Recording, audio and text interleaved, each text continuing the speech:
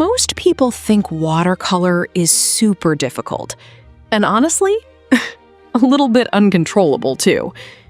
But the funny thing is, once you understand how water and color work together, watercolor becomes one of the most relaxing and addictive art styles ever.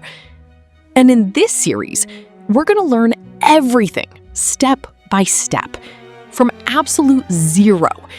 So even if you've never touched a paintbrush before, don't worry, you're completely welcome here. Hey everyone, and welcome to the very first watercolor lesson. I'm really excited you're here. And no, this isn't going to be one of those boring art classes where we just copy random paintings. In this course, we're actually going to understand watercolor, how colors behave, how water moves on paper, how to control it, and eventually, how to create paintings that feel truly alive. A lot of beginners get scared when they start watercolor. They're afraid of ruining the paper or turning all the colors into mud. Trust me, we've all been there. Some people think they're not talented enough to paint. Others think they need super expensive supplies before they can even start. But honestly, you really don't.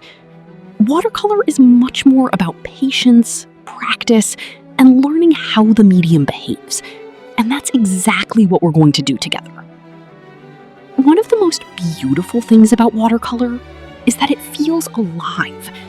Seriously, no two paintings ever come out exactly the same. Water moves the pigment, colors blend naturally, and sometimes the paint does something unexpected, and it actually looks even better. That little unpredictability, that's the magic of watercolor. So in this first lesson, I just wanted you to get familiar with the feeling of watercolor and take the very first step with me.